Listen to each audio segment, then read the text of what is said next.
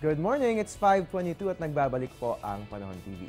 Alright, sa puntong ito, sisilipin po muna natin yung mga announcements mula po yan sa iba't ibang ahensya ng ating gobyerno. Unahin po muna natin ang anunsyo mula sa DOST. Ito nga po yung magandang balita para sa mga naghahanap ng scholarship dahil meron nga po tayong undergraduate scholarship program.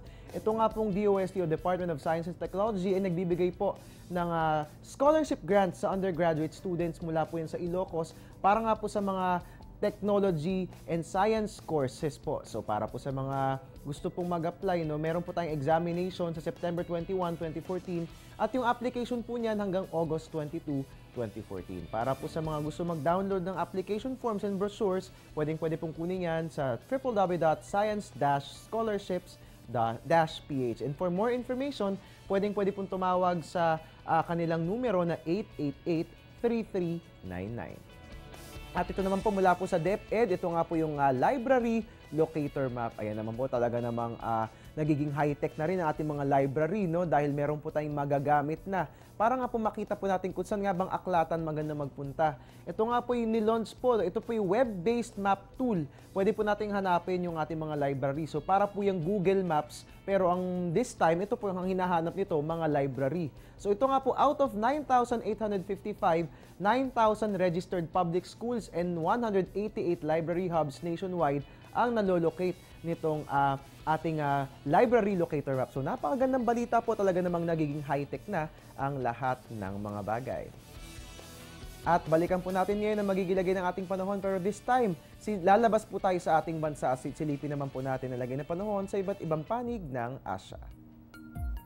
Unahin po natin sa Hong Kong, magiging mainit ang ating temperature, magiging mataas. Meron tayong 28 to 32 degrees Celsius. Samantala sa Seoul, South Korea, malamig po yung panahon natin dyan dahil yung ating minimum temperature 21 degrees po yan aabot.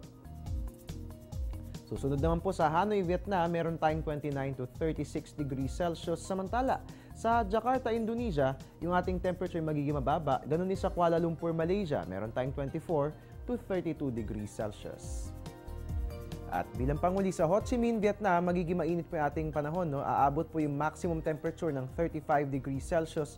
At para naman po sa Rangoon, Myanmar, yung ating temperature magiging mababa naman po dahil yung minimum natin aabot lamang yan ng 23 degrees Celsius.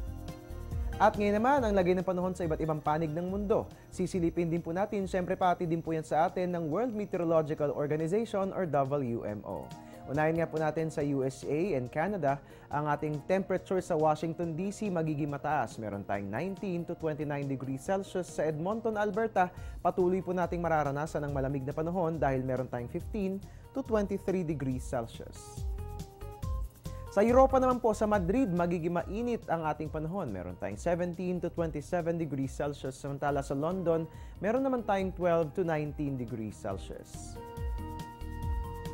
Sa natitirang bahagi po ng Asia at Middle East, sa Kuwait magiging mainit, aabot po yung ating maximum ng 47 degrees Celsius. Samantala, sa Dubai magiging mababa po yung ating temperature, meron tayong 30 degrees Celsius na minimum temperature.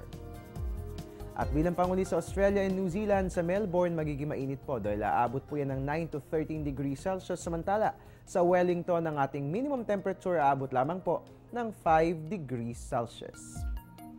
At sa ating pagbabalik, aalamin po natin na magigilagay na panahon sa Brazil, lalo pat ginagana po dyan ngayon ang FIFA World Cup. Pakaantabayanan po yan makalipas ang ilang mga paalala.